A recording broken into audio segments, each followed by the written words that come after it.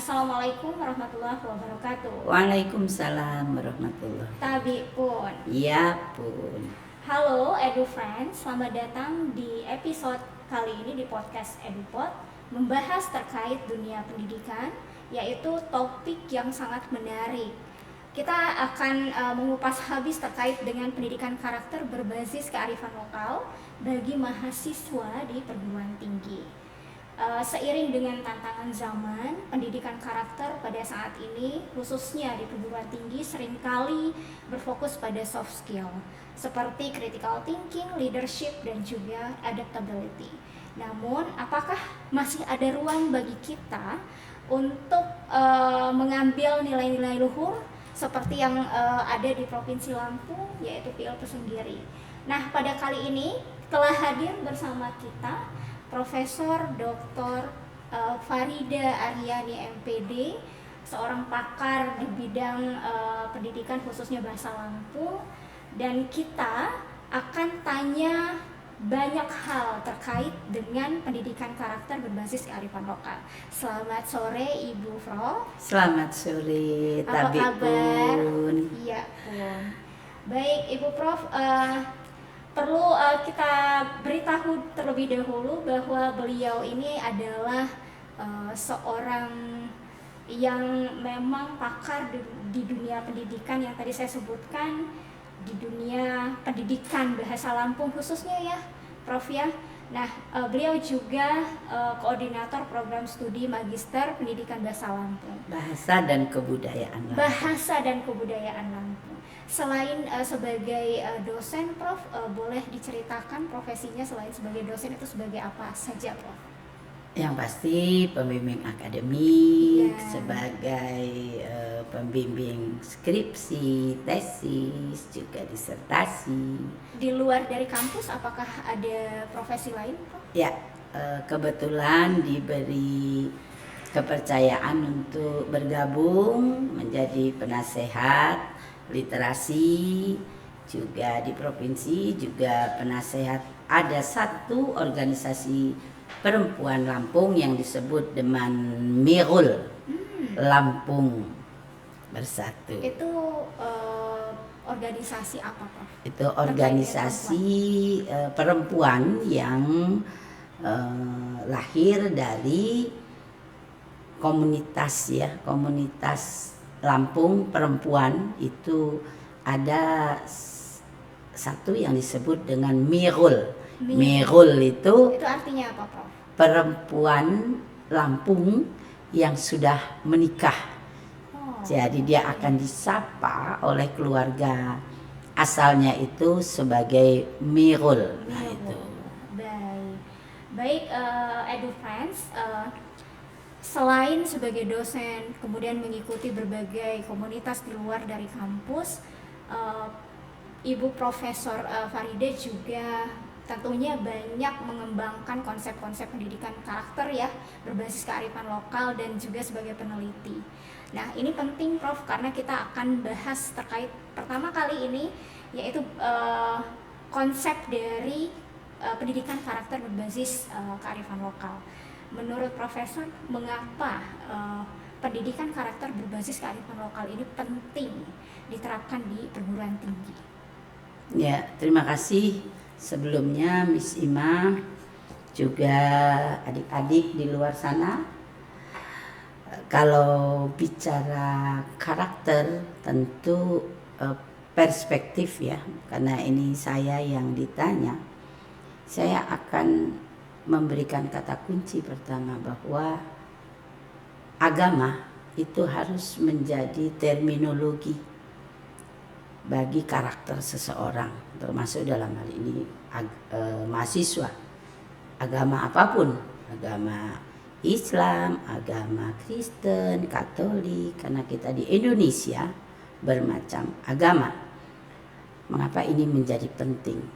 Ketika agama itu kuat dipegang oleh seseorang, termasuk mahasiswa, insya Allah. Sehingga apa sih konsep karakter itu berbasis kearifan lokal?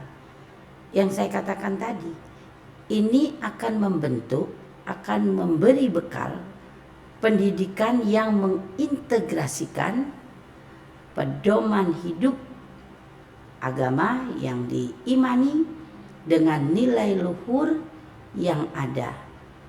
Kita sebut dengan local wisdom. Dalam perkembangannya bagaimana? Adanya pengaruh dari luar, yang dari local knowledge itu biasa disebut, itu bisa membentuk dan menemukan ciri tersendiri sebagai identitas. Di sini kita menemukan apa sebenarnya. Mahasiswa itu memang suka tidak suka, mau tidak mau akan beririsan dengan local wisdom yang sudah dibekalkan dari keluarganya, masyarakatnya.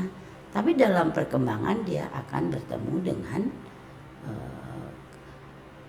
yang lain seperti yang saya sebutkan tadi, sehingga akan muncul dari local wisdom menjadi local knowledge. Ada 3 wilayah di sana yang membentuk pendidikan karakter itu. Wilayah keluarga, wilayah masyarakat itu sendiri, dan wilayah bangsa, baik itu di Indonesia di tingkat nasional maupun di tingkat internasional. Tadi Miss Ima menyebut ada 3 tantangan. Ada critical thinking, ada leadership, dan ada adaptability. Apakah masih ada ruang kita menata generasi ke depan ini dengan tantangan seperti ini? Masih ada. Saya yakin sepanjang kita sebagai kelompok yang menyiapkan masa depan anak-anak kita nanti, kita pandai, kita tidak bisa menghilangkan 3 indikator tantangan ini, tidak bisa. Ini realita. Tapi kita tetap menyandingkan ini. Atau sekarang yang disebut bahwa Indonesia ini terdiri atas multicultural. Nah, ini juga tantangan. Lalu bagaimana? Kata kuncinya adalah local wisdom itu tetap menjadi penguat bagi generasi ke depan. Baik, menarik ini Prof. Karena tadi membahas terkait dengan agama ya Prof ya. Dimanapun apapun itu agamanya itu menjadi basis utama, menjadi parameter utama ya dalam menghadapi peluang dan tantangan dari perpindahan budaya seperti itu ya, pertukaran banyak pengalaman dari luar sana seperti itu. Nah, jika kita membahas terkait dengan derasnya arus globalisasi ini Prof, bagaimana kearifan lokal ini itu akan membentuk karakter siswa atau mahasiswa kita yang ada di perguruan tinggi agar tetap bersikap tangguh dan berintegritas begitu. Walaupun ini di era yang arus globalnya luar biasa pengaruh untuk pemuda-pemuda kita di perguruan tinggi. Ya, saya pikir begini, kita punya perspektif yang sama dulu ya, artinya sama dalam arti begini, ini ada tujuan, anak bangsa ini mau dikemanakan, ini adalah anak bangsa Indonesia. Ya, kita dudukkan dulu bahwa masyarakat Indonesia itu punya karakteristik. Di antaranya apa? Dia memiliki landasan ideal, landasan konstitusional, dan tadi bahwa negara Indonesia ini negara yang beragama.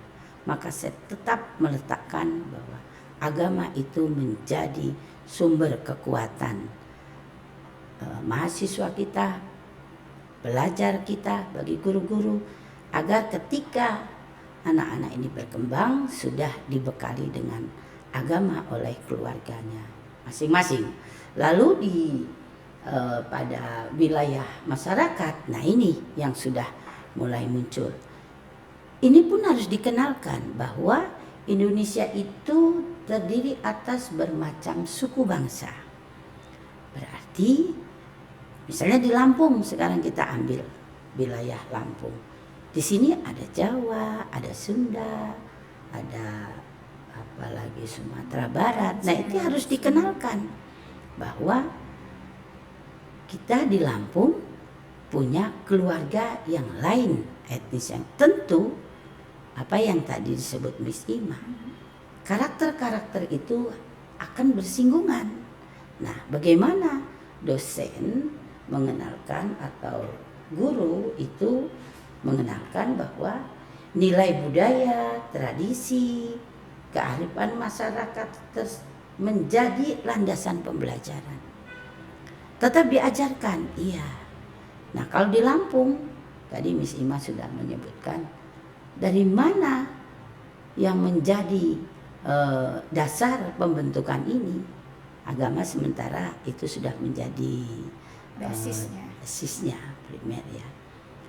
Nah, itulah yang disebut dengan PIL Pesenggiri, yang menjadi landasan filosofi orang Lampung.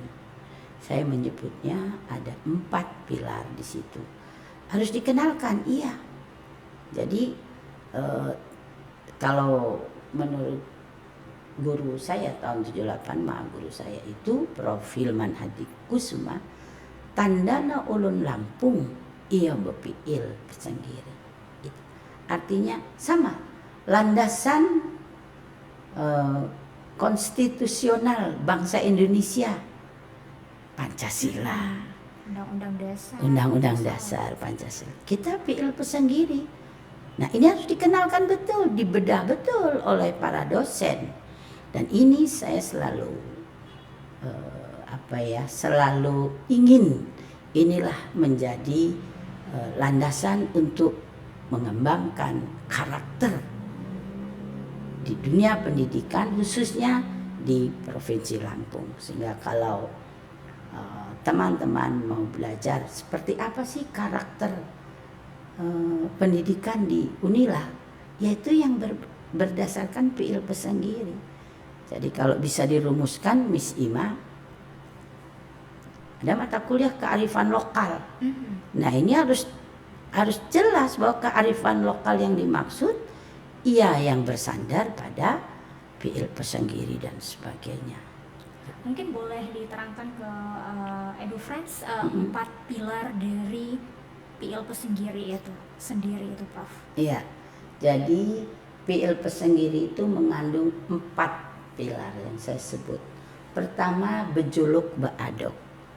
Jadi masyarakat Lampung itu menerapkan kepada anak yang baru lahir itu biasa diberi yang namanya juluk.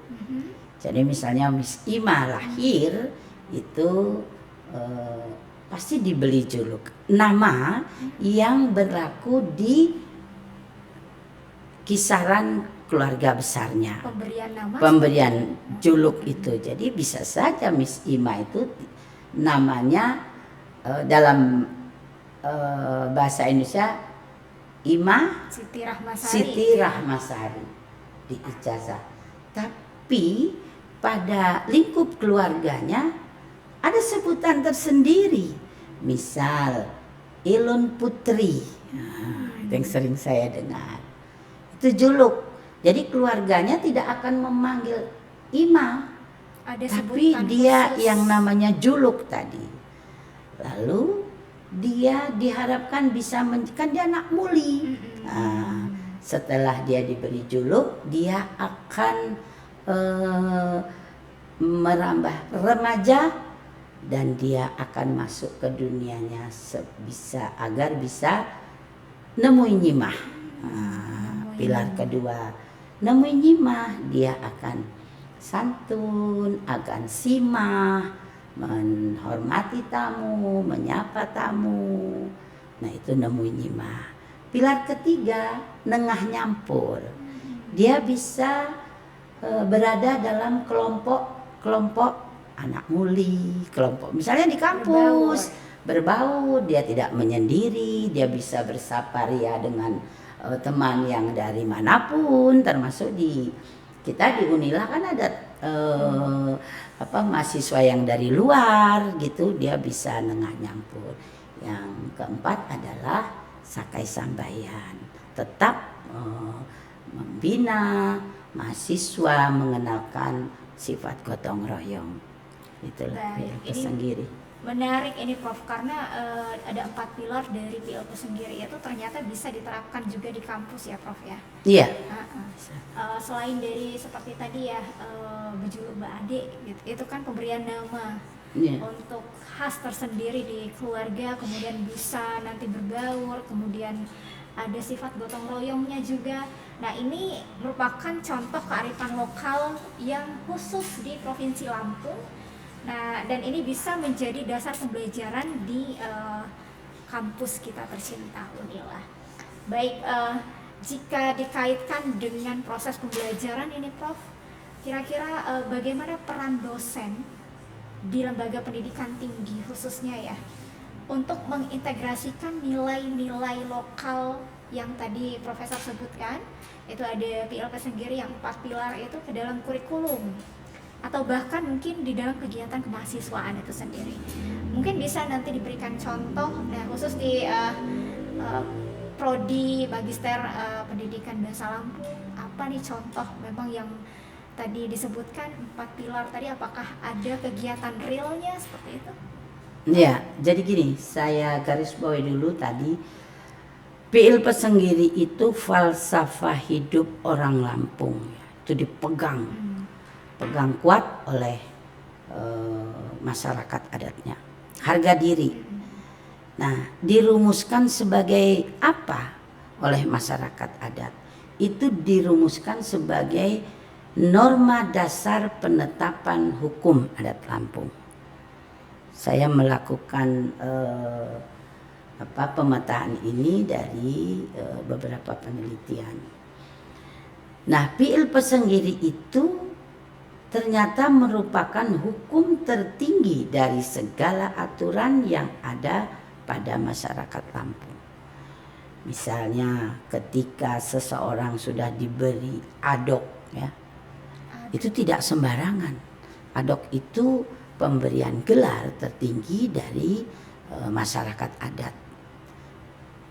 Pada beberapa hari yang lalu kita simak ada pemberian adok dari Pun, raja dari Sebatin, memberikan adok kepada Bupati Pringsewu.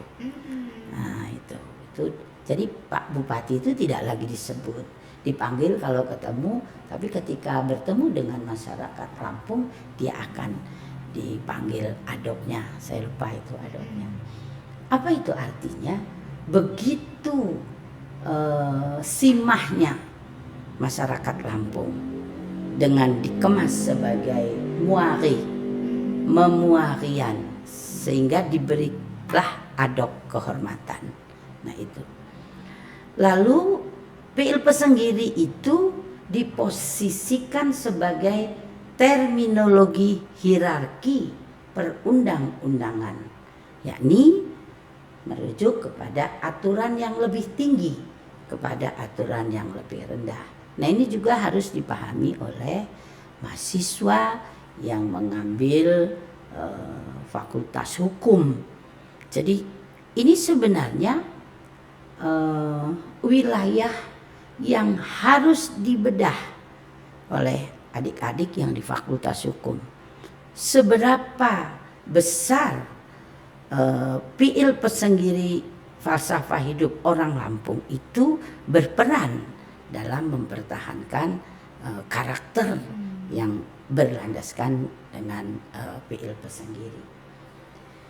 Nah, ini pun menjadi bahan pengembangan budaya daerah Lampung, khususnya hukum adat. Ini yang perlu saya sampaikan agar tadi Miss Ima tanya, bagaimana misalnya di Prodi Magister Bahasa dan Budaya Lampung. Nah, ini yang menjadi peta jalan kurikulum setiap 5 tahun itu ditinjau ulang. Apa yang diutamakan? Misalnya sekarang sedang menggali pesan-pesan apa yang disampaikan pada masa lalu melalui apa? Melalui sastra lisannya, melalui kekayaan yang berbentuk aksara, naskah kuno. Karena itu pesan itu ada di data seperti ini. Nah, itu yang dilakukan oleh mahasiswa, baik itu S1, sekarang sudah ada S1 ya, pendidikan bahasa Lampung, dan S2. Itu menarik sekali Miss Ima, bahwa Ulun Lampung itu disebut begitu dari dulu. Orang Lampung itu disapa dengan Ulun Lampung, punya peraturan perundang-undangan ini, dan ada yang disebut dengan hukum ya, hukumnya. Jadi saya melihat begini, kalau di Minangkabau itu kan ada adat besandi sara, sara besandi kitabullah, itu sama sebenarnya. Kalau di Lampung kita punya Piil Pesenggiri, lalu di Bali ada Trihita Karana dan sebagainya.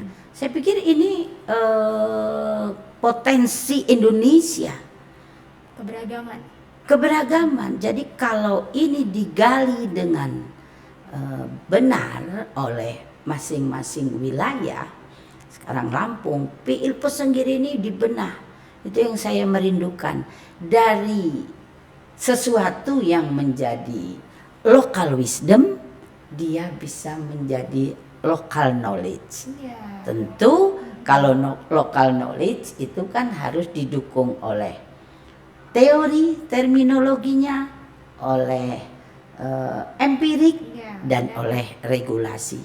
Itu impian seorang dosen yang sudah menggeluti kelas ini sejak 79. Lumayan lama. Jadi harapannya bukan hanya sebagai local wisdom, tapi local knowledge. Local knowledge. Nah, di sini Miss Ima juga kemarin itu melakukan wawancara lah ya waktu pengabdian, dan ternyata seperti bahasa Lampung itu menjadi salah satu subjek atau mata pelajaran yang memang wajib begitu ya dipelajari oleh tingkat sekolah dasar. Nah, ini tentunya disambut baik ya, berita-berita seperti ini. Kemudian yang sudah dikonsepkan itu di pendidikan dasar, mereka sudah diberikan ini bahasa Lampung agar ini tidak punah begitu ya, dalam artian kita menjaga kearifan lokal gitu. Nah, apakah di prodi khususnya bahasa Lampung, baik itu S1 dan S2, adakah kegiatan-kegiatan yang hubungannya sangat erat dengan budaya Lampung itu, Prof? Ya, jadi begini. Tadi saya simak ya pernyataan Miss Ima. Ini yang sudah dilakukan oleh pemerintah daerah ya, regulasi, dan ini sangat mendukung karena saya sendiri menjadi dosen ya, guru di bidang studi bahasa Lampung. Ini sangat terdukung oleh adanya kebijakan regulasi ini. Jadi ada Pergub nomor 39 tahun 2014. Mengapa? Kalau ini bersinergi, apa yang disebut Miss Ima tadi, insya Allah tidak akan punah. Mengapa? Karena bahasa ini, kan saya latar belakangnya adalah bahasa, dia bisa berfungsi sebagai alat komunikasi. Jadi bahasa Lampung ini kalau di tempat-tempat khusus, misalnya di daerah yang masih banyak komunitasnya, penduduk aslinya, penutur jatinya, memang dia tidak tampak akan punah, berposisi sebagai bahasa ibu. Tapi ketika dia sebagai bahasa daerah, tampaknya kok kita akan tergeser. Nah, untuk itu saya sekali lagi terima kasih pada Unila yang sudah mendudukkan bahasa Lampung sebagai bahasa daerah dan menjadi kajian keilmuan dengan dibukanya S1 bahasa Lampung, dan S2 itu kebetulan mandat dari kementerian. Jadi ke situ Miss Ima, memang bahasa itu ada sebagai bahasa ibu dan sebagai bahasa daerah. Jadi kalau ini kita tarik kepada regulasi pusat bahasa, sebenarnya Indonesia ini sudah saya mengikuti betul ya, sudah jelas garis haluannya. Ada bahasa daerah, ada bahasa Indonesia dan nasional, dan ada bahasa asing. Sehingga kita tidak bertumburan. Ketika masing-masing provinsi memiliki bahasa daerah, itu pun dilindungi oleh Undang-Undang Dasar. Kalau sekarang kalau tidak salah itu ada 700 sekian bahasa daerah. Ketika diseleksi, ada yang punah, ada yang hampir punah, ada yang pada posisi kemunduran. Nah, ini yang masih dibina terus oleh pusat bahasa. Lalu bagaimana bahasa Indonesia? Tetap hidup, karena bahasa Indonesia itu sebagai bahasa nasional. Dan jelas sekarang kita bangga bahwa diakui oleh UNESCO. Dan bahasa Indonesia bagaimana kedudukannya? Ya sebagai bahasa pengantar dalam proses pembelajaran baik tingkat dasar maupun perguruan tinggi. Jelas ini Miss Ima. Lalu kita apakah menolak bahasa asing? Tidak. Kita tahu bahasa asing itu Inggris, Jerman itu sebagai bahasa ilmu. Mendudukkan bahasa-bahasa tersebut sebagai bahasa asing. Bagaimana ini implementasinya? Sudah ada dalam politik bahasa nasional. Jadi itu pun harus disampaikan oleh para dosen bahwa ini anak-anakku begitu. Jadi khususnya yang ngajar bahasa ini. Mengapa? Agar jelas kapan dia harus berbahasa Inggris asing, kapan menggunakan bahasa Indonesia, dan kapan menggunakan bahasa daerah. Baik, jika dipecah tadi ya, bahasa itu bisa menjadi bahasa daerah, bahasa ibu, kemudian bahasa nasional. Nah, ini tentunya punya tantangan besar. Khususnya bahasa Lampung ini yang memang punya Lampung begitu ya Prof ya. Nah, menurut Profesor ini gimana nih tantangan terbesar dalam menanamkan nilai-nilai lokal kepada mahasiswa sebagai generasi muda yang hidup di daerah walaupun di perkotaan atau di pedesaan, dan khususnya di era digital pada saat ini? Ya, pertama tentu intensitas ya, penelitian, pengabdian pada masyarakat itu saya pikir ruang yang paling mudah. Misalnya kita bekali dengan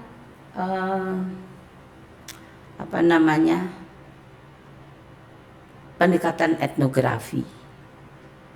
Jadi ya mahasiswa kita turunkan misalnya ketika KKN.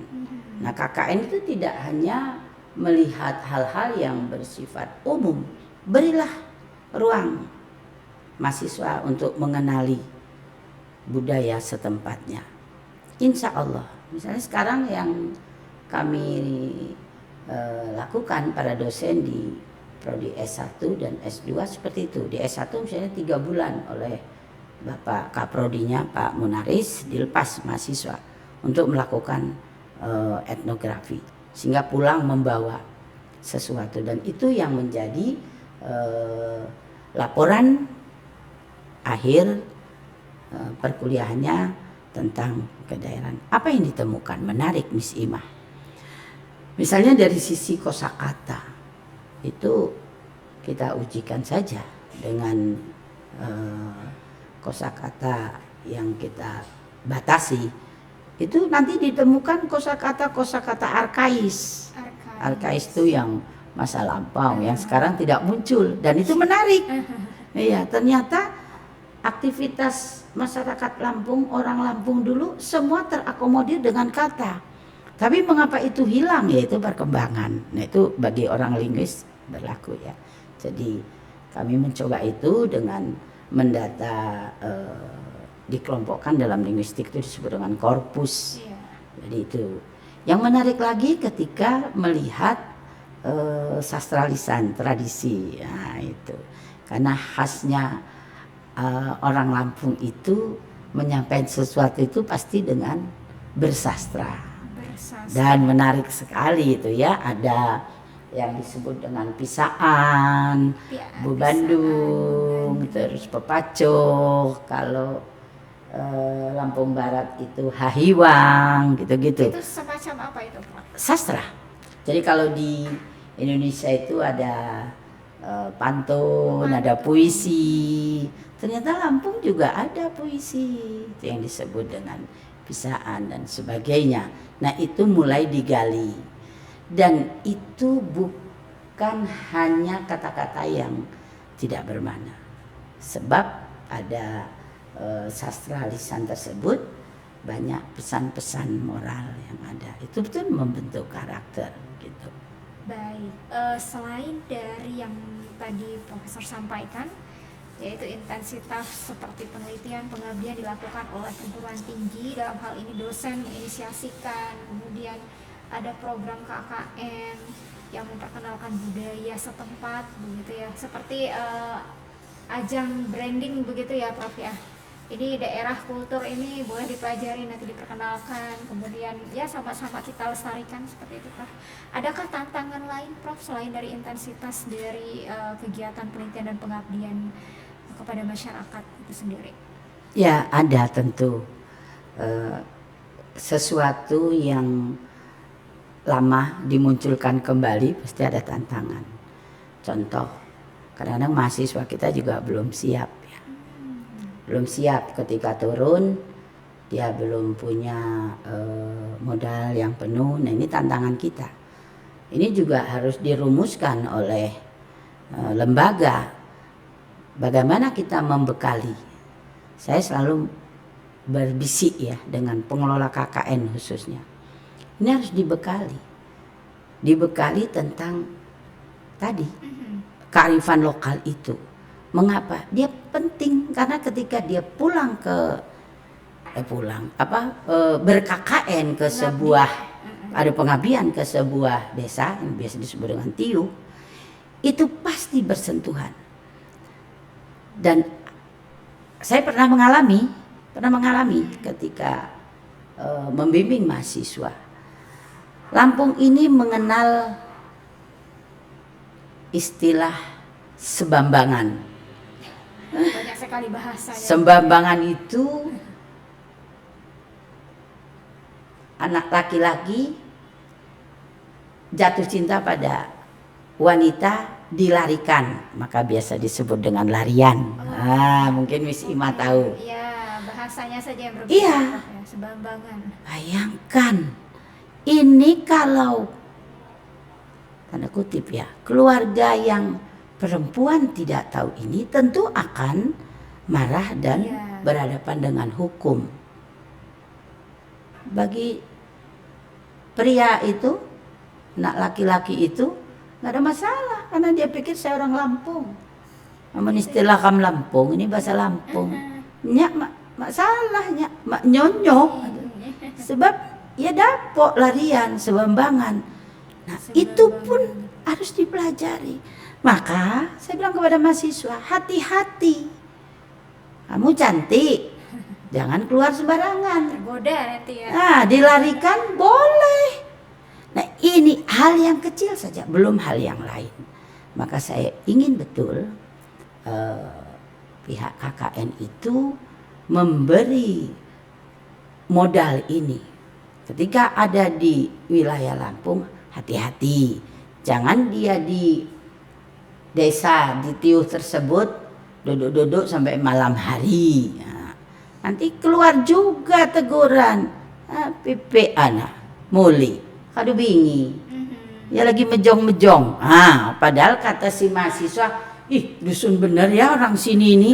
Ya namanya mahasiswa diskusi sampai malam. Ini tidak bisa, Bu Miss Ima. Ada adatnya. Ada. Jadi kita menghargai tata laku yang ada di desa tersebut.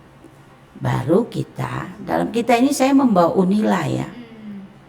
Unila ini udah dinilai oleh wilayah penerima. Oh, Unila itu sudah tahu tata titi adat kita. Ini bekal yang komprehensif mengenai tata laku hidup orang Lampung. Itu Miss, selain intensitas tadi. Baik, nah terdapat kesenjangan seperti itulah kalau kita sebutkan. Kalau di daerah digital pada saat ini generasi muda kita tertarik dengan bahasa seperti bahasa Lampung, bahasa asing seperti itu ya, kemudian bahasa-bahasa gaul seperti itu Prof. Nah, ketimbang dia mempelajari bahasa budaya Lampung begitu kan. Nah, bagaimana caranya ini Prof agar keseimbangan antara nilai lokal kita, kearifan lokal kita itu dengan nilai global itu sama begitu. Jadi mereka tetap mengikuti arus modernisasi namun tidak tertinggal, tidak meninggalkan budayanya seperti itu. Ya, saya pikir saya tidak sependapat, Miss. Iya, bagaimana itu? Kalau tadi kesalahan ada anak muda, tidak. Saya sekarang semakin yakin. Mengapa? Sekarang sangat muncul. Kalau saya lihat dari beberapa segmen ya yang ada di YouTube, yang ada di Google, saya sering mengikuti. Sudah muncul. Ada yang menyanyi dengan lagu-lagu Lampung, ada yang menyapa dengan berbahasa Lampung. Saya senang itu. Jawa juga begitu, Sunda juga begitu. Saya yakin kok. Anak-anak kita ini, anak bangsa, ya sebut anak-anak ya. Karena Mami ini udah tua, udah 65 tahun. Zaman saya dulu tidak ada yang nyanyi Lampung, ya dikit gitu ya. Sekarang luar biasa. Begitu juga dengan mengembangkan Jawanya ya. Jadi saya pikir tinggal semua apa ya, bersamalah menjaga kearifan lokal ya, bersinergi untuk menata anak bangsa ini ya. Sekarang saya senang ini, sekarang saya senang sudah ada undang-undang pemajuan kebudayaan. Mengapa saya senang? Kalau menata negara khususnya atau kampus ada regulasi, insya Allah Undang-Undang nomor 5 tahun 2017. Nah, mulai sekarang semua bergerak. Budaya lokal ditingkatkan, terus bersinergi untuk apa? Menyajikan ini loh Indonesia. Kalau kembali ke Lampung, ini loh Lampung. Sekarang coba kemarin kita lihat betapa pakaian sebagai salah satu budaya itu sudah dikenalkan di tingkat nasional dan internasional ya. Pada upacara itu bangga, itu harus bangga. Kalau tidak bangga itu bukan identitas namanya kan. Bahasa, pakaian, rumah, makanan itu identitas. Kalau Miss Ima mengan jama api, jama seruit. Nah, ketika mendengar kata seruit, wow, itu Lampung. Begitu. Jadi Identitas. Ya, identitas. Pakai apa? Wih, ya pakai tapis. Nah, ini yang mau saya sentuh. Saya sampai kutip agar tidak salah. Ada kitab orang Lampung yang namanya Kuntara Rajaniti. Ini saya titip betul dengan Fakultas Hukum. Coba dibedah bersama. Ada pasal 12. Ganjaran muli 5 perkara. Bagaimana muli itu, gadis Lampung itu sudah punya ini pasal-pasalnya ya. Apa? Lamun seruan, banyak apa itu, jahit, bordil. Dulu begitu Miss Ima. Gadis Lampung, kalau saya sebut dulu mungkin di generasi di atas saya ya. Berarti kalau saya sekarang 65 ya? Iya. Jadi dulu kalau muli dibawa calonnya dinikahi, itu yang diukur oleh pihak mertuanya itu mana hasil sulaman. Tuh dulu. Sekarang hilang. Nah, nggak bisa nyulam lagi. Lalu apa lagi? Keliomana. Di sini ada 7 Ya. Apa salah satunya? Nginjam tapis. Saya mengutip pasal-pasal ini yang ini akan menjadi bahan diskusi dan pembekalan untuk mahasiswa kita yang ada di Unila. Mengapa ini harus dipelajari? Sama ketika kita mengaku bangsa Indonesia punya landasan ideologi Pancasila, terus tidak mengerti makna Pancasila, kan tidak menjalankan. Kalau cuma hafalan saja kan tidak, sama dengan Lampung. Jadi saya pikir sekali lagi perlu ada keseriusan lembaga ini mengenalkan kearifan lokal Lampung itu menjadi materi untuk pembentukan karakter. Saya katakan bahwa karakter itu modal pertama agama, itu tidak bisa tidak. Karena Indonesia itu negara beragama. Kita tidak akan bicara agama Islam, agama ini, tapi agama. Nah, karena saya beragama Islam, tentu perspektif saya yang beragama Islam. Saya pernah begini, mahasiswa berkelompok melakukan kegiatan yang melawan hukum agama. Apa maksud saya? Ketika bulan puasa, dia memerangi yang tidak puasa. Padahal mahasiswa tersebut bukan orang Islam. Ini salah, berarti dia agamanya belum paham. Mengapa? Karena ayat Al-Qur'annya tidak berbunyi ya ayuhan nas, tapi ya ayyuhallazina amanu, hai orang yang beriman. Pasti kata Miss Ima, kok mami ke situ-situ? Karena memang mendidik mahasiswa dengan tujuan membentuk karakter itu tidak mudah gitu. Nah, kembali ke studio sekarang. Bagaimana dengan hingar-bingarnya ini? Ini pun masih kewajiban kita di dalamnya, Miss Ima. Misal sapaan sekarang, kan menyapa sudah, ya di zaman sekarang barangkali ya, kadang memanggil ibu saja sudah nyokap, Iya. bokap, ya. Iya udah. Tapi gaulnya gitu. iya bahasa gaul ya, ini juga sabar, namanya zaman ya, kita sama-sama mendidik. Ini artinya perlu ada keseriusan ya Prof, Iya. dari suatu lembaga yang dituangkan dalam aturan. Betul. Gitu. Jadi itu menjadi suatu kebijakan di mana ya memaksa seperti itu, mau tidak mau memang harus mengikuti aturan tersebut. Iya. Gitu ya Prof ya. Saya pikir ini FKIP ya. Sekarang ini sebagai contoh saja. Zaman saya kuliah tahun 78 tegas FKIP itu akan melahirkan calon guru pakaian. Iya. Tidak boleh, tidak ditoleransi lagi yang menggunakan celana panjang. Karena guru Iya. sepatunya hitam. Sudah diatur. Sudah diatur. Memakai rok 10 cm dari dengkul. Tuh. Itu yang Tahun tidak 78 berjilbab gitu ya. iya. Ketika ujian sarjana pakai kebaya. Nah, gini terus pasti ada yang protes, mami ini zaman dulu. Ya itu guru. Identitasnya di situ gitu. Nah, apakah FKIP ini melalui Edu ini akan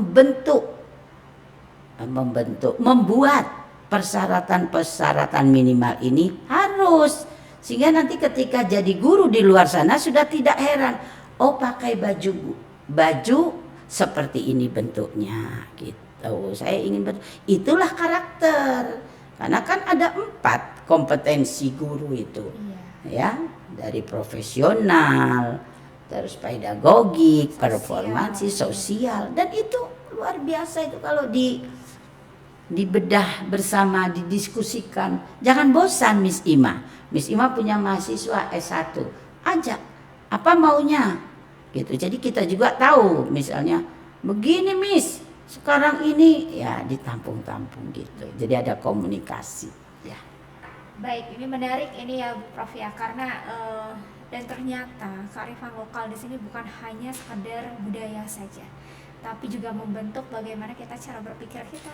Apalagi tadi disebutkan ada PIL Pesenggiri 4 pilar itu yang menjadi dasarnya, kemudian cara bersikap kita seperti apa, dan tentunya itu berinteraksi dengan sesama kita seperti apa. Baik Prof, ini mungkin Ibu Prof bisa berbagi sedikit terkait dengan pesan atau refleksi apa yang menjadi hal terpenting ini Prof, yang Ibu Prof anggap sangat relevan untuk mahasiswa saat ini. Bagaimana cara memulai pertama untuk menanamkan kearifan lokal itu? Ya, begini Miss, karena saya prodi bahasa ya, selalu saya kaitkan dengan kata kerja operasional agar terukur. Misalnya begini, kalau bicara bejuluk beadek itu apa sih? Itu bejuluk itu pemberian gelar. Nah kalau ini kita tarik kepada konsep pembelajaran, oh dia itu ketua kelas misalnya, oh dia itu ketua angkatan, itu juluk ya adoknya. Lalu apa yang harus melekat padanya?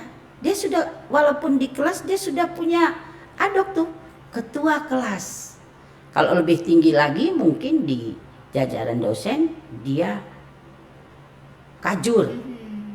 Tentu si kajur tadi tidak akan sama dengan dosen, karena dia sudah punya adok tadi.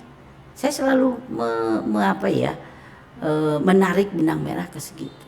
Jadi ketika saya punya nama lain, berarti saya punya beban ya, memiliki kepribadian sesuai dengan yang disandang. Itu anunya, konsepnya. Apa yang bisa terukur di sini? Ada 4 yang pernah kami rinci waktu itu dari hasil penelitian. Dia bertanggung jawab, dia punya sifat adil, dan dia mempunyai pribadi kepemimpinan dan kedisiplinan. Kalau dia tidak bisa memberi contoh, berarti dia belum tepat mendapat adok tadi. Nah ini, jadi ada 4, iya rasional. Jadi kata kerja operasional yang bisa terukur. Masa misalnya kajur, tidak punya tanggung jawab, oh dia nggak cocok itu jadi kajur gitu kan. Kita sering tuh di uji instrumen sebagai kajur, sebagai prodi gitu. Lalu nengahnya pur, ini interaksi sosial, dia bisa musyawarah ya dengan sesama, aktif dalam pergaulan. Nah ini kalau saya tidak bicara kalau ini dalam tataran adat ya, tapi ini saya tarik implementasikan di kampus, bagaimana kita dosen menata mahasiswa. Jadi apa ini yang diajarkan? Kejujuran, rendah hati, silaturahmi, dan empati. Nah ini bagaimana kita ajarkan kepada mahasiswa yang belajar di Unila? Kejujuran, tentu ini kata kerja operasional ya. Bagaimana mengajari tentang rendah hati ya. Jangan tersinggung. Wah, PIL negatif ya dalam aksiologinya itu.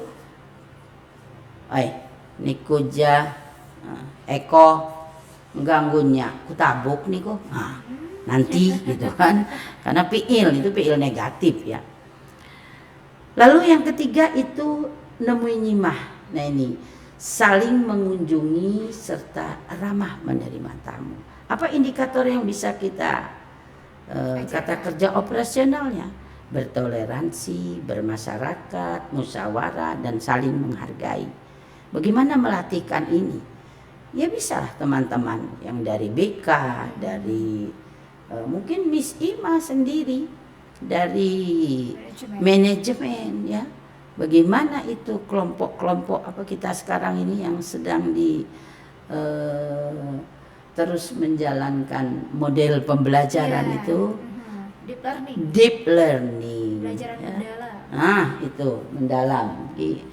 Ukurannya mendalamnya itu harus jelas juga itu. Tolok ukurnya ya. Lalu Sakai Sambayana ini kalau di negara kita ini kan sudah dikenalkan dengan gotong royong ya. Bergotong royong. Lampung pun Sakai sudah Sambayana. merumuskan itu ya. Itu ada keikhlasan, kesetiakawanan, kebersamaan, gotong royong. Nah, ini yang bisa kita lakukan. Nah, tadi misalnya di Bejuluk ya, kalau orang Lampung tuh begini. Bejuluk itu pasti dia akan menjadi tutukan. Maka selalu saya sebut di depan jadi tutukan. Karena kalau orang sudah beadok itu akan menjadi tutukan. Contoh. Api adok rektor. Nah, itu adok itu. Iya, pemberian. Iya. Rektor itu adok tertinggi dalam jenjang pendidikan. Beliau berarti menjadi tutukan. Menjadi ikutan. Nah, kalau di prinsip pendidikannya siapa? Ki Hajar Dewantara ya. Yang depan memberi. Apa itu? Yang tengah. Ingarso Sungtulodo. Harus itu bacanya. Itu dimarah etnis Jawa nanti.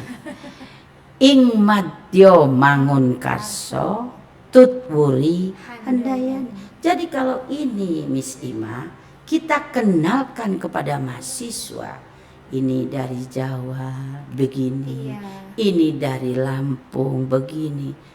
Saya yakin ketika para mahasiswa berada dalam satu lingkup komunitas mahasiswa, tidak akan lagi ada yang tidak mengerti tentang pemimpin Indonesia ini membangun Indonesia tercinta ini. Itu saja saya kadang-kadang. Contoh ya di Lampung kemarin. Ini saya bangga dengan Bapak Gubernur itu Pak Mirzani yang menggunakan sapaan yang bisa mengulik hati para demonstran itu.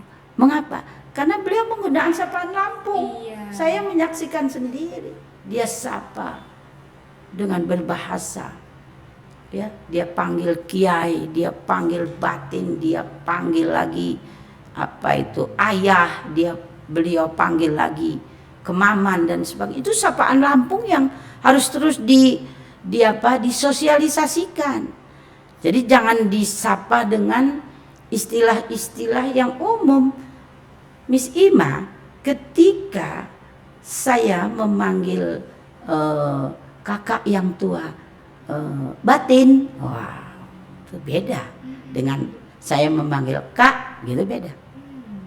Sama dengan Miss Ima misalnya bertemu dengan adik ibunya Minan, karena saya dari bahasa ya, saya selalu berkeinginan gunakan ini dulu, gitu. Jangan sampai ada yang bilang belajar bahasa Lampung sulit, tidak, karena memang bahasa Lampung itu bersistem betul, bersistem, jadi tidak asal saja gitu, dia bersistem. Mengapa dia dipanggil tadi Siti atau Andung gitu nenek? Iya, jadi ada juga yang memanggil apa Tuha, itu bapak yang tua, bukan tua umur tapi status dalam keluarga. Nah barangkali saya di situ karena saya di bidang bahasa itu yang sedang terus kami gali dan kami sosialisasikan. Baik, Prof. Boleh sampaikan ke EduFriends apa nih pesan moral yang penting mereka ingat terkait dengan kearifan lokal, khususnya di Provinsi Lampung? Ya, yang pertama temukan dulu Lampung ini mempunyai falsafah hidup yang disebut dengan PIL tersendiri. Bagaimana cara menemukan? Sama-sama kita membelajarkan diri. Jadi ada yang saya kutip di buku yang selalu saya baca, self education, mendidik diri sendiri sebelum mendidik orang lain. Untuk itu jangan bosan-bosan Edupod. Ya, Edufon. Dimanfaatkan selalu untuk mengomunikasikan geliat apa yang kita lakukan, khususnya tentang kearifan lokal Lampung yang kita sama-sama sedang kembangkan dari local wisdom menjadi local knowledge. Baik, Edu Friends, tadi disampaikan oleh Profesor Farida, ada satu kutipan yang beliau sangat suka, yaitu self education, mendidik diri sendiri sebelum mendidik orang lain. Baik Prof, terima kasih banyak atas insight yang diberikan, atas wawasan dan juga inspirasi dan berbagi cerita pada hari ini. Semoga obrolan kita pada sore hari ini membuka mata dan hati para pendengar kita, khususnya mahasiswa di perguruan tinggi, bahwa karakter yang kuat itu berakar dari budaya kita sendiri. Nah, untuk sahabat Edu Friends, ini jangan lupa dimanapun kita belajar, nilai-nilai lokal adalah fondasi moral utama yang membuat kita tetap membumi, ya Prof ya. Yeah. Dan tentunya kita punya ciri khas karakter kita sendiri. Saya Siti Rahmasari dan juga narasumber hebat kita Ibu Profesor Dr. Farida Aryani MPD pamit undur diri.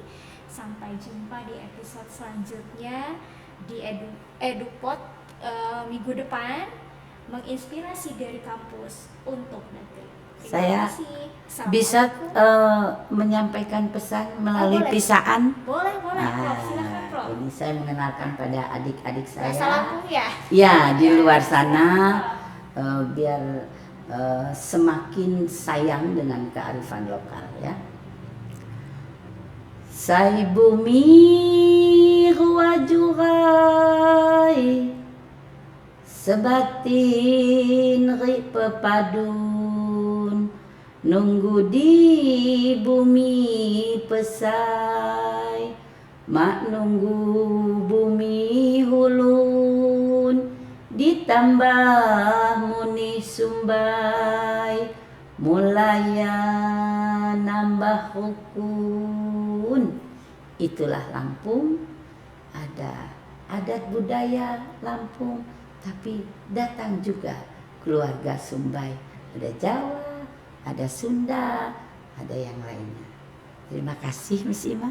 Indah sekali ya, sahabat Edu Friends. Terima kasih Prof sudah hadir di sini. Semoga lain kali bisa berbagi lagi. Amin. Kita pamit undur diri. Assalamualaikum warahmatullahi wabarakatuh. Waalaikumsalam.